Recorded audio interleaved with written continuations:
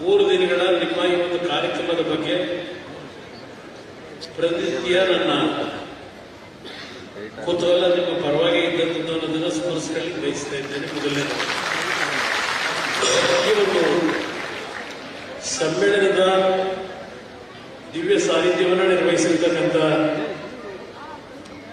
ಪರಮಪೂಜ್ಯ ರಾಘವೇಶ್ವರ ಭಾರತಿ ಸ್ವಾಮೀಜಿಯವರ ಪಾದಾರವಿಂದಗಳಿಗೆ ನನ್ನ ಭಕ್ತಿಪೂರ್ವಕ ನಮನಗಳನ್ನು ಸಲ್ಲಿಸಿ, ಮತ್ತೊಬ್ಬ ಪರಮಪೂಜ್ಯರು ಶ್ರೀ ಶ್ರೀ ಅಭಿನವ ಶಂಕರ ಭಾರತಿ ಸ್ವಾಮೀಜಿಯವರ ಪಾದಾರವಿಂದಗಳಿಗೂ ನನ್ನ ಭಕ್ತಿಪೂರ್ವಕ ನಮನಗಳನ್ನು ಸಲ್ಲಿಸಿ, ಮತ್ತೊಬ್ಬ ಪರಮಪೂಜ್ಯರು ವಚನಾನಂದ ಸ್ವಾಮೀಜಿಯವರಿಗೂ ನನ್ನ ಭಕ್ತಿಪೂರ್ವಕ ನಮನಗಳನ್ನು ಸಲ್ಲಿಸಿದ ಈ ಒಂದು ಸಮಾರಂಭದ ಅಧ್ಯಕ್ಷರು ಡಾಕ್ಟರ್ ಗಿರಿಧರ್ ಅವರು, ಈಗಾಗಲೇ ನಮ್ಮ ವಿಶ್ವೇಶ್ವರ ಭಟ್ರು ಅವರು ನಾಳೆ ದಿನದ ಅವರ ಹುಟ್ಟುಹಬ್ಬದ ಬಗ್ಗೆ ಏನು ಹೇಳಿದ್ದಾರೆ, ಅವರಿಗೆ ಈ ಒಂದು ವೇದಿಕೆ ಮುಖಾಂತರವೇ ನಾಳೆಗೆ ಅವರಿಗೆ ಇವತ್ತೇ ಅವರ ಹುಟ್ಟುಹಬ್ಬದ ಶುಭಾಶಯಗಳಷ್ಟೇ ಅಲ್ಲ, ಬಹುಶಃ ಅವರ ಹುಟ್ಟುಹಬ್ಬದ ನೆನಪಿಗೆ ಈ 3 ದಿನಗಳ ನಾಯಕತ್ವವನ್ನು ವಹಿಸಿ ನಿಮ್ಮೆಲ್ಲರ ಜೊತೆಗೂಡಿ ಸಮಾಜದ ಎಲ್ಲ ವಿವಿಧ ಪದಾಧಿಕಾರಿಗಳಾಗಿ ಈ ಕಾರ್ಯಕ್ರಮವನ್ನು ತಾವೆಲ್ಲ ಯಶಸ್ವಿಗೊಳಿಸಿದ್ದೀರಿ. ನಿಮ್ಮ ಜೊತೆಗೂಡಿ ನಿಮ್ಮ ಸಮಾಜದ ಬದುಕು, ನಿಮ್ಮ ಸಮಾಜದ ಸಂಸ್ಕೃತಿ ಅತ್ಯಂತ ಗಟ್ಟಿಯಾಗಿ ಬೇರೂರಬೇಕು ಅಂತಕ್ಕಂಥ ನಿಟ್ಟಿನಲ್ಲಿ ಅವರ ನೇತೃತ್ವದಲ್ಲಿ ಕೊಟ್ಟಿರ್ತಕ್ಕಂಥ ಕೊಡುಗೆ, ಬಹುಶಃ ಹುಟ್ಟುಹಬ್ಬದ ಕೊಡುಗೆ ಇರತಕ್ಕಂಥ ಅಭಿಪ್ರಾಯ. ಹಾಗೂ ಈ ಒಂದು ಸಮ್ಮೇಳನದ ಗೌರವಾಧ್ಯಕ್ಷರು, ನಮ್ಮ ಆತ್ಮೀಯ ಸ್ನೇಹಿತರು, ರಾಜ್ಯದ ವಿಧಾನಸಭೆಯ ಮಾಜಿ ಅಧ್ಯಕ್ಷರಾಗಿ, ಸಭಾಧ್ಯಕ್ಷರಾಗಿ ಅತ್ಯಂತ ಉತ್ತಮವಾಗಿ ಸಭಾಧ್ಯಕ್ಷ ಸ್ಥಾನವನ್ನು ನಿರ್ವಹಣೆ ಮಾಡಿರ್ತಕ್ಕಂಥ ಈಗಿನ ಲೋಕಸಭಾ ಸದಸ್ಯರು ಆಗಿರ್ತಕ್ಕಂಥ ವಿಶ್ವೇಶ್ವರ ಹೆಗಡೆ ಕಾಗೇರಿ ಅವರೇ, ಸಮ್ಮೇಳನದ ಪೂರ್ವ ಗೌರವಾಧ್ಯಕ್ಷರಾಗಿರ್ತಕ್ಕಂಥ ಹೊರನಾಡಿನ ದಿವೇಶ್ವರ ಜೋಶಿ ಅವರಿಗೂ ಸಹ ಈ ಸಂದರ್ಭದಲ್ಲಿ ನೆನಪಿಸಿಕೊಳ್ತಾ, ಹಲವಾರು ಒಕ್ಕಲಿಗ ಸಮಾಜದ ನಮ್ಮ ಗುರು ಹಿರಿಯರಿದ್ದಾರೆ, ಹವ್ಯಕ ಸಮಾಜದ ಎಲ್ಲ ನನ್ನ ಗೌರವಾನ್ವಿತ ತಂದೆ ತಾಯಿಯರು, ಸಹೋದರ ಸಹೋದರಿಯರು ಈ 3 ದಿನಗಳ ಕಾಲ ಈ ಒಂದು ಕಾರ್ಯಕ್ರಮವನ್ನ ಅತ್ಯಂತ ಯಶಸ್ವಿಯಾಗಿ ನಿರ್ವಹಣೆಯನ್ನು ಮಾಡತಕ್ಕಂಥದ್ರಲ್ಲಿ ನಿಮ್ಮೆಲ್ಲರ ಪಾತ್ರ ಏನಿದೆ. ಬಹುಶಃ ನಾವು ಇಲ್ಲಿ ನಿಮ್ಮ ಕಿರುವತ್ತಿಗೆಯನ್ನ ನೋಡಬೇಕಾದ್ರೆ ಮನೆ ಮನೆಗಳಲ್ಲಿ ಹವ್ಯಕರು ಅಂತಕ್ಕಂಥದ್ದನ್ನ ಮೊದಲನೇ ಪುಟದಲ್ಲಿ ಬರೆದಿರ್ತಕ್ಕಂಥದ್ದನ್ನು ಗಮನಿಸ್ತೀನಿ. ಬಹುಶಃ ಅದನ್ನ ನಾನು ಈ ಸಮ್ಮೇಳನವನ್ನು 3 ದಿನಗಳ ನಿಮ್ಮ ಹಲವಾರು ವಿಚಾರಗೋಷ್ಠಿಗಳು, ತಮ್ಮ ಸಮಾಜದಲ್ಲಿರ್ತಕ್ಕಂಥ ಹಲವಾರು ರೀತಿಯ ಸಮಸ್ಯೆಗಳಿಗೆ ಪರಿಹಾರಗಳನ್ನ ಯಾವ ರೀತಿ ನಾವು ಪಡಿಬೇಕು, ಇದೆಲ್ಲದರ ಬಗ್ಗೆ ಸುದೀರ್ಘವಾಗಿ 3 ದಿನಗಳಿಂದ ಏನೋ ಹಲವಾರು ವಿಚಾರಗೋಷ್ಠಿಗಳಾಗಿರ್ತಕ್ಕಂಥದ್ದಷ್ಟೇ ಅಲ್ಲ, ಪರಮಪೂಜ್ಯರ ಭಾವನೆಗಳನ್ನು ಸಹ ಮೊದಲನೇ ದಿನದಿಂದ ಏನು ನೀಡಿದ್ದಾರೆ. ಬಹುಶಃ ಅದು ಮನೆ ಮನೆಗಳಲ್ಲಿ ಅನ್ನೋದಕ್ಕಿಂತ ಹೆಚ್ಚಾಗಿ ಎಲ್ಲರ ಮನಗಳಲ್ಲಿ ಹವ್ಯಕರು ಅಂತಕ್ಕಂಥ ಒಂದು ಪದವನ್ನು ನಾನು ಬದಲಾವಣೆ ಮಾಡ್ತೀನಿ. ಮನೆ ಮನೆಗಳಲ್ಲಿ ಹವ್ಯಕರು ಅನ್ನೋದಕ್ಕಿಂತ ಹೆಚ್ಚು ನಮ್ಮ ವಿಶ್ವೇಶ್ವರ ಭಟ್ರು ನಾವು ಬರ್ತಕ್ಕಂಥ ಸಂದರ್ಭದಲ್ಲಿ ಬಹುಶಃ ತಮ್ಮ ಸಮಾಜದ ಬದುಕು, ನಿಮ್ಮ ಸಮಾಜದ ಕೊಡುಗೆ ಸಮಾಜಕ್ಕೆ, ಹಾಗೂ ನಿಮ್ಮ ಸಮಾಜದಲ್ಲಿ ಯಾವ ರೀತಿಯ ಈಗಿನ ಒಂದು ಆಧುನಿಕ ಪ್ರಪಂಚದಲ್ಲಿ ದೊಡ್ಡ ಮಟ್ಟದಲ್ಲಿ ಸಮಾಜಕ್ಕೆ ನಿಮ್ಮ ಸಮಾಜದ ಹಲವಾರು ಗಣ್ಯರು ಕೊಟ್ಟಿರ್ತಕ್ಕಂಥ ಕೊಡುಗೆಗಳು ಮತ್ತು ಈ ಸಮಾಜದ ಸಂಸ್ಕೃತಿಯನ್ನ ನಾವು ಯಾವ ರೀತಿ ಉಳಿಸಬೇಕು ಅಂತ ಹೇಳಿ ಅವರ ಭಾವನೆಗಳನ್ನು ಪರಿಣಾಮಕಾರಿಯಾಗಿ ದೊಡ್ಡ ಮಟ್ಟದಲ್ಲಿ ಮುಂದೆ ಇಟ್ಟಿದ್ದಾರೆ. ನಾನು ಬರೋದಕ್ಕಿಂತ ಮುಂಚೆ ಮತ್ತೊಬ್ಬ ಹಿರಿಯ ಪತ್ರಕರ್ತರು, ನಮ್ಮ ಸಂಪಾದಕರು, ಮೊದಲು ಕನ್ನಡಪ್ರಭದಲ್ಲಿದ್ದರು, ನಂತರ ಸುವರ್ಣ ಚಾನೆಲ್ ನಾನೊಂದು ಯಶಸ್ವಿಗೆ ಪರಿಣಾಮಕಾರಿ ಕೆಲಸವನ್ನು ನಿರ್ವಹಣೆ ಮಾಡದೇ ಇರತಕ್ಕಂಥ ರವಿ ಹೆಗ್ಡೆ ಅವರು ಸಹ ಈಗಾಗಲೇ ಅವರ ಕೆಲವು ವಿಷಯಗಳನ್ನ ಭಾವನೆಗಳನ್ನು ಇಟ್ಟಿದ್ದಾರೆ ಸಭೆ ಮುಖಾಂತರ. ಅದಷ್ಟೇ ಅಲ್ಲ, ಕಳೆದ 3 ದಿನಗಳಿಂದ ಹಲವಾರು ಬೇರೆ ಬೇರೆ ಸಮಾಜಗಳ ಮುಖಂಡರುಗಳನ್ನ ಈ ಕಾರ್ಯಕ್ರಮಕ್ಕೆ ಆಹ್ವಾನಿಸಿ ಅವರೆಲ್ಲರೂ ಸಹ ಅವರವರದೇ ಆದಂಥ ರೀತಿಯಲ್ಲಿ ತಮ್ಮ ಸಮಾಜದ ಏಳು ಬೀಳುಗಳು, ತಮ್ಮ ಸಮಾಜದ ಕೊಟ್ಟಂತ ಕೊಡುಗೆಗಳು ಈ ಸಮಾಜಕ್ಕೆ, ಅದೆಲ್ಲವನ್ನು ಪರಿಣಾಮಕಾರಿಯಾಗಿ ವ್ಯಕ್ತಪಡಿಸಿದ್ದಾರೆ. ವಿಶ್ವೇಶ್ವರ ಭಟ್ಟರು ಹೇಳಿದಂತ ರೀತಿಯಲ್ಲಿ ಸುಮಾರು 500ಕ್ಕೂ ಹೆಚ್ಚಿನ ಏನು ಒಂದು ಸಮಾಜದಲ್ಲಿ ಕೊಟ್ಟಂತ ಕೊಡುಗೆಯನ್ನು ಗುರುತಿಸಿ ಅವರೆಲ್ಲರನ್ನ ಗೌರವಿಸ್ತಕ್ಕಂಥ ಕೆಲಸವನ್ನ ಇವತ್ತೇ ನಿರ್ವಹಣೆ ಮಾಡಿದ್ದೀರಿ. ಈ ಕಾರ್ಯಕ್ರಮದಲ್ಲಿ 81 ವಿವಿಧ ಹಲವಾರು ರಂಗಗಳಲ್ಲಿ 81 ವರ್ಷದ ಒಂದು ಸವಿ ನೆನಪಿನಲ್ಲಿ ಪ್ರತಿಯೊಂದು ರಂಗದಲ್ಲಿ 81 ಸನ್ಮಾನಕ್ಕೆ ಪುರಸ್ಕೃತರನ್ನಾಗಿ ಮಾಡಿ ಇವತ್ತು ಅವರೆಲ್ಲರಿಗೂ ಗೌರವವನ್ನು ಸಲ್ಲಿಸಿರ್ತಕ್ಕಂಥದ್ದು ಸಹ ಇಲ್ಲಿ ಗಮನಿಸಿದ್ದೇನೆ. ನಿಜಕ್ಕೂ ಒಂದು ಉತ್ತಮವಾದಂತ ಪ್ರೋತ್ಸಾಹವನ್ನು ತಾವೆಲ್ಲ ನೀಡಿದ್ದೀರಿ. ಇದನ್ನು ನಾನು ನಿಮ್ಗೆಲ್ಲರಿಗೂ ಅಭಿನಂದಿಸಬೇಕು. ಕಳೆದ 3 ದಿನಗಳಿಂದ ನಾನು ಗಮನಿಸಿರ್ತಕ್ಕಂಥದ್ದು, ಯಾವೊಂದು ಮಲೆನಾಡು ಭಾಗ, ಕರಾವಳಿ ಪ್ರದೇಶ, ಶಿವಮೊಗ್ಗ, ಅಲ್ಲಿಂದ ಕೇರಳದಲ್ಲೂ ಹಲವಾರು ಭಾಗದಲ್ಲಿದ್ದಾರೆ, ಅದೇ ರೀತಿಯಲ್ಲಿ ದಕ್ಷಿಣ ಕನ್ನಡ, ಉಡುಪಿ ಭಾಗದಿಂದ ಈ ಒಂದು ಸಮಾಜ ಅತ್ಯಂತ ಜನಸಂಖ್ಯೆಯಲ್ಲಿ ಕಡಿಮೆ ಇದ್ರು. ಬಹುಶಃ ದೊಡ್ಡ ಸಂಖ್ಯೆಯ ಸಮಾಜಗಳು ಈ ಒಂದು ನಾಡಿನಲ್ಲಿ ಇರತಕ್ಕಂಥದ್ದೇನಿದೆ, ಆ ದೊಡ್ಡ ಸಮಾಜಗಳು ಕೊಟ್ಟಂತ ಕೊಡುಗೆಗಿಂತ ಹೆಚ್ಚಿನ ಕೊಡುಗೆಯನ್ನ ಸಮಾಜಕ್ಕೆ ಕೊಟ್ಟಿರ್ತಕ್ಕಂಥ ಸಮಾಜ. ಅದು ಸಾಹಿತ್ಯ ಲೋಕದಲ್ಲಿರ್ಬೋದು, ಸಾಂಸ್ಕೃತಿಕ ಲೋಕದಲ್ಲಿರ್ಬೋದು, ವಿಶೇಷವಾಗಿ ಕೃಷಿ ವಲಯದಲ್ಲಿ. ಬಹುಶಃ ನಿಮ್ಮ ಬದುಕು ಇವತ್ತು ನಾವು ವಿಶ್ವದಲ್ಲಿ ದೊಡ್ಡ ಮಟ್ಟದ ಆಧುನಿಕತೆ ಮತ್ತು ದೊಡ್ಡ ಮಟ್ಟದ ಬೆಳವಣಿಗೆಗಳನ್ನು ಕಾಣ್ತಾ ಇದ್ದೇವೆ. ಆದರೆ ಬಹುಶಃ ಹವ್ಯಕ ಸಮಾಜದಲ್ಲಿ ಕೃಷಿಗೆ ಹೆಚ್ಚಿನ ಒಂದು ಆಸಕ್ತಿ, ಕೃಷಿಯನ್ನೇ ನಂಬಿ ಬದುಕತಕ್ಕಂಥ ಕುಟುಂಬಗಳು ಹೆಚ್ಚಿನ ಸಂಖ್ಯೆಯಲ್ಲಿ ಇವತ್ತು ಇದ್ದಾರೆ. ಅಡಿಕೆ ಬೆಳೆಗಾರರ ಬಗ್ಗೆ ನಮ್ಮ ಯಡಿಯೂರಪ್ಪನವರಿಗೆ ಹೇಳ್ತಾ ಇದ್ದಾರೆ. ಬಹುಶಃ ಮೊನ್ನೆ ನಮ್ಮ ಸಹೋದರಿ ಶೋಭಾ ಕರಂದ್ಲಾಜೆ ಅವರು ಬಂದು ಸಹ ಸಭೆಯಲ್ಲಿ ನಿಮಗೆ ಒಂದು ಯಾವುದೇ ರೀತಿಯ ಆತಂಕಗಳು ಬೇಡ, ನಾವು ನಿಮ್ಮ ಜೊತೆಯಲ್ಲಿದ್ದೇವೆ ಅಂತಕ್ಕಂಥ ಅವರು ಭರವಸೆ ಕೊಟ್ಟಿದ್ದಾರೆ. ಪ್ರಹ್ಲಾದ್ ಜೋಶಿ ಅವರು ಕೇಂದ್ರದ ಸಚಿವರು, ಅವರು ಸಹ ಭರವಸೆ ಕೊಟ್ಟಿದ್ದಾರೆ. ನಾನು ಸಹ ಇವತ್ತು ಈ ಸಂದರ್ಭದಲ್ಲಿ ನಾನು ನಿಮ್ಮ ರೀತಿಯಲ್ಲಿ ಒಬ್ಬ ಕೃಷಿಕನೇ ಇದ್ದೇನೆ. ಮೂಲತಃ ನಾನು ಕೃಷಿಕ, ನಿಮ್ಮ ಜೊತೆಯಲ್ಲಿ ನಾವು ಇದ್ದೇವೆ. ಯಾವುದೇ ರೀತಿಯ ಆತಂಕ ಬೇಕಿಲ್ಲ.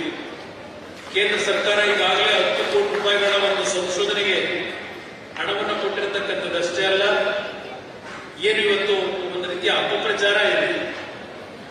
ಅಡಿಕೆ ಬಗ್ಗೆ ಇವತ್ತೇನು ಚರ್ಚೆ ಮಾಡ್ತಾರೆ, ಬಹುಶಃ ನಮ್ಮ ಪೂರ್ವಿಕರು ಇವತ್ತು ಯಾವೊಂದು ಸಂಸ್ಕೃತಿಯಲ್ಲಿ ಪ್ರತಿ ಕುಟುಂಬದಲ್ಲಿ ಊಟ ಆದ ನಂತರ ವಿಳೆದೆಲೆ ಅಡಿಕೆ ಹಾಕ್ತಕ್ಕಂಥದ್ದನ್ನ ನಾವು ಗಮನಿಸಿದ್ದೇವೆ. ನಾವು ಹಾಕಲ್ಲ, ಆದ್ರೆ ಚಿಕ್ಕ ವಯಸ್ಸಿಂದ ನೋಡಿದ್ದೇವೆ. ಇವತ್ತು ಸಹ ನಾನು ನಮ್ಮ ತಂದೆ ತಾಯಿಯನ್ನೇ ನೋಡೋದಾದ್ರೆ ಹಬ್ಬ ಹರಿದಿನಗಳಲ್ಲಿ ಈ 90 ವರ್ಷದಲ್ಲೂ ವಿಶೇಷವಾದಂಥ ಕಾರ್ಯಕ್ರಮಗಳನ್ನು ಮಾಡಿದಾಗ ಅವರು ಅಡಿಕೆ ಮತ್ತು ವಿಳೆದೆಲೆಯನ್ನ ಸ್ವಾದಿಸ್ತಕ್ಕಂಥದ್ದನ್ನ ಗಮನಿಸಿದಾಗ ನಾವೆಲ್ಲ ನಾಚಬೇಕಾಗ್ತದೆ ಅಂತಕ್ಕಂಥ ನಾವೆಲ್ಲ.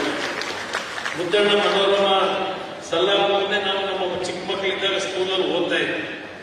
ಇದೆಲ್ಲ ಒಂದು ಇತಿಹಾಸ ಇದೆ.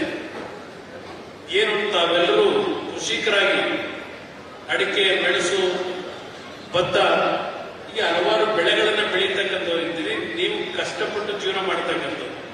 ವಿಶ್ವೇಶ್ವರ ಭಟ್ರು ಹೇಳಿದಂತ ರೀತಿಯಲ್ಲಿ ಹಳ್ಳಿಗಳು ಇವತ್ತು ಒಂದು ರೀತಿಯಲ್ಲಿ ವೃದ್ಧಾಶ್ರಮವಾಗಿ ಪರಿವರ್ತನೆ ಆಗ್ತಾ ಇದೆ. ಯುವಕರುಗಳು ಹಳ್ಳಿಯನ್ನ ನಿರ್ಗಮಿಸಿ ಬದುಕುಗೋಸ್ಕರವಾಗಿ ಹಳ್ಳಿಗಳನ್ನ ಮರೆತಿದ್ದಾರೆ ಅಂತಕ್ಕಂಥದ್ದೇನಿದೆ, ಬಹುಶಃ ನಾನು ಹಲವಾರು ಬಾರಿ ಚಿಂತನೆ ಮಾಡ್ತೀನಿ. ಇವತ್ತೇ ನಾವು ನೋಡ್ತಕ್ಕಂಥ ನಗರದ ದೊಡ್ಡ ದೊಡ್ಡ ಕಟ್ಟಡಗಳು, ದೊಡ್ಡ ದೊಡ್ಡ ಕೈಗಾರಿಕಾ ವಸಾಹತುಗಳನ್ನು ನೋಡಿದಾಗ ಬಹಳ ದಾಪಗಾಲಾಗಿ ವಿಶ್ವಕ್ಕೆ ನಾವು ಸ್ಪರ್ಧೆ ಹೊಂದಿದ್ದೇವೆ. ಇವತ್ತು ನಮ್ಮ ದೇಶ ಗೌರವಾನ್ವಿತ ಪ್ರಧಾನಮಂತ್ರಿಗಳು ನರೇಂದ್ರ ಮೋದಿ ಅವರ ನೇತೃತ್ವದಲ್ಲಿ ಆರ್ಥಿಕವಾಗಿ 3ನೇ ಸ್ಥಾನಕ್ಕೆ ನಾವು ತಲುಪಬೇಕು ಅನ್ನತಕ್ಕಂಥ ಗುರಿಯನ್ನು ಹೊಂದಿ ಹೊರಟಿದ್ದೇವೆ. ಆದರೆ ಒಂದು ಕಡೆ ನಮ್ಮ ಮೂಲ ಗ್ರಾಮೀಣ ಪ್ರದೇಶದ ಸಂಸ್ಕೃತಿ, ನಮ್ಮ ಸೊಗಡೇನಿದೆ, ಅದನ್ನ ನಾವು ಮರೆಯತಕ್ಕಂಥದ್ದು ದೊಡ್ಡ ಮಟ್ಟದ ಸಮಾಜಕ್ಕೆ ನಾವು ಅನ್ಯಾಯ ಮಾಡಿದಾಗೆ ನನ್ನ ಅಭಿಪ್ರಾಯ.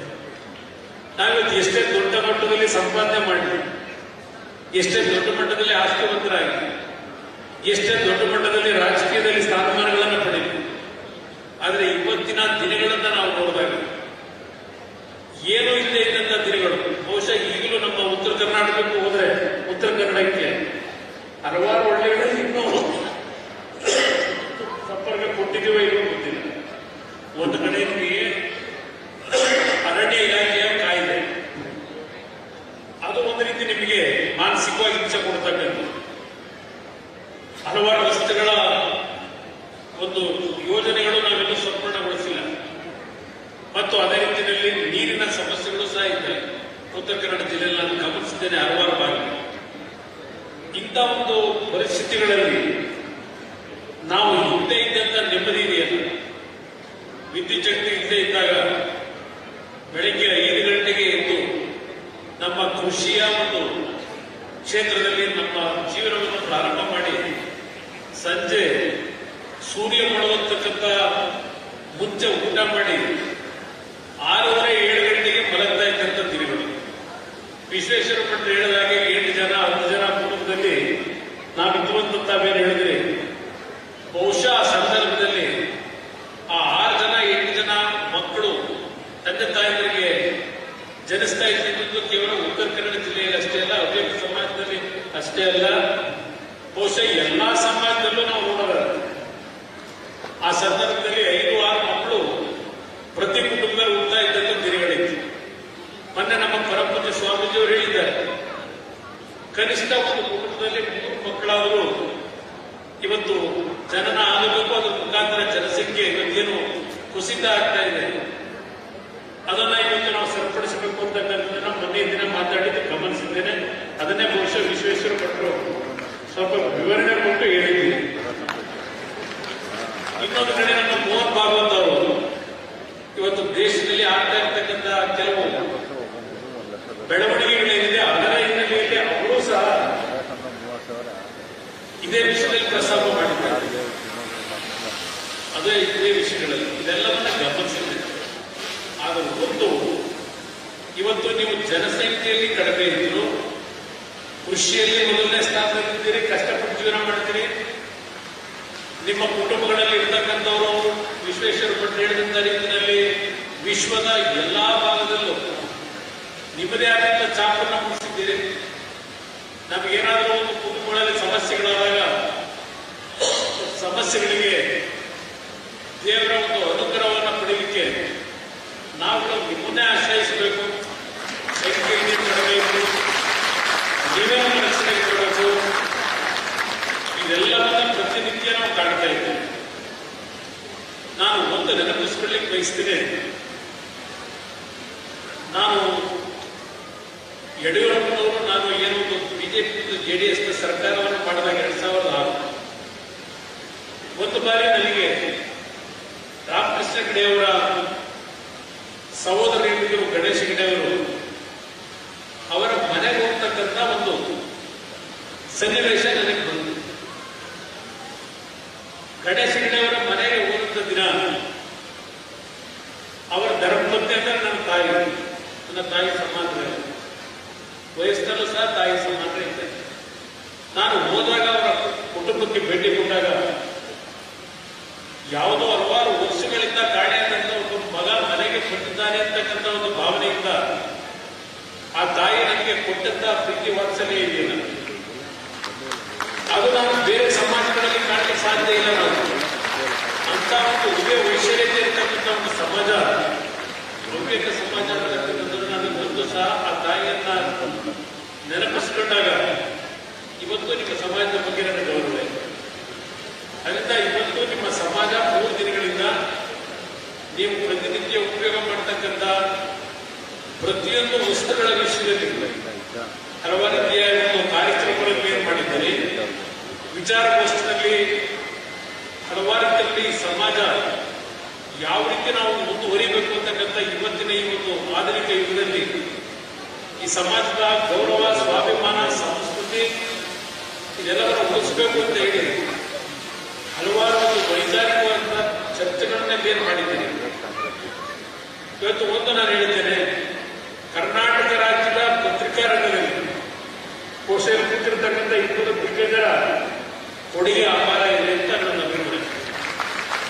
ಅವರುಗಳಿಗೆ ಸಿಕ್ಕಂತ ಅವಕಾಶದಲ್ಲಿ ಬಹುಶಃ ಉತ್ತರ ಕನ್ನಡ ಜಿಲ್ಲೆಯಿಂದ ಅನೇಕ ಸಮಾಜದ ಹಲವಾರು ಸಹೋದರ ಸಹೋದರಿಯರಿಗೆ ಬದುಕ್ತಕ್ಕಂಥದ್ದಕ್ಕೆ ಒಂದು ಶಕ್ತಿಯನ್ನು ತುಂಬಿರ್ತಕ್ಕಂಥ ದೂರ ಅಂತಕ್ಕಂಥದ್ದನ್ನ ಪತ್ರಿಕಾ ರಂಗದಲ್ಲಿ ನಾನು ಈ ಸಂದರ್ಭದಲ್ಲಿ ತೋರಿಸ್ತೇನೆ. ಅದರಿಂದ ಇವತ್ತು ಈ ಕಾರ್ಯಕ್ರಮಕ್ಕೆ ನಮಗೇನು ಬರಬೇಕು ಅಂತ ಹೇಳಿ ನಮ್ಮ ಗಿರಿಧರ್ ಅವರು ಮತ್ತು ವಿಶೇಷವಾಗಿ ನನ್ನ ಸ್ನೇಹಿತರು ಹಿರಿಯರು ನಮ್ಮ ಕಾಗೇರಿಯವರು ನನಗೇನು ಆಹ್ವಾನ ಕೊಟ್ಟು ಕಾರ್ಯಕ್ರಮಕ್ಕೆ ಬರ್ತಕ್ಕಂಥ ಒಂದು ಅವಕಾಶ ಕೊಟ್ಟು ತಮ್ಮೆಲ್ಲರ ಮುಂದೆ ಕೆಲವು ಭಾವನೆಗಳನ್ನು ವ್ಯಕ್ತಪಡಿಸಿದ್ದೇವೆ. ಮತ್ತು ನಾನು ಈ ಸಂದರ್ಭದಲ್ಲಿ ಹೇಳ್ತೇನೆ, ತಾವು ಭಾಷೆಯ ಬಗ್ಗೆ ಚರ್ಚೆ ಮಾಡಿದ್ದೇನೆ.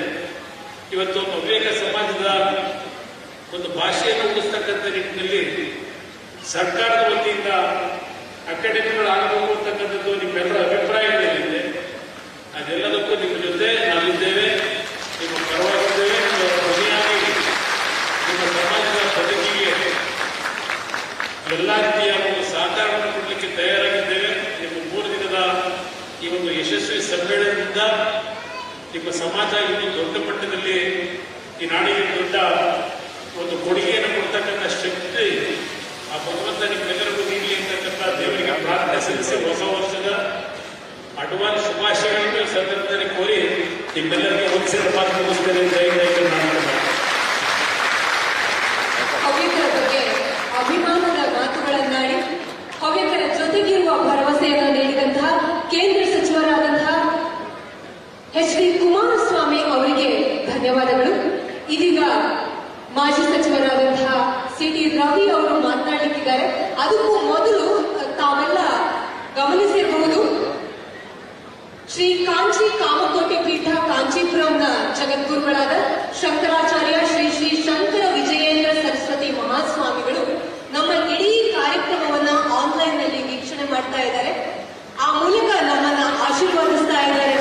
ಅವರಿಗೆ ಅಖಿಲ ಹವ್ಯಕ ಮಹಾಸಭಾದ ಪರವಾಗಿ ಹೃತ್ಪೂರ್ವಕ ಧನ್ಯವಾದಗಳನ್ನು ಅರ್ಪಿಸುತ್ತಾ ಇದೀಗ ಮಾಜಿ ಸಚಿವರು ಶಾಸಕರು ಆದ ಸಿ.ಟಿ. ರವಿ ಅವರನ್ನ ಮಾತಿನ ಮಂಟಪಕ್ಕೆ ಆಹ್ವಾನಿಸ್ತಾ ಇದ್ದಾರೆ.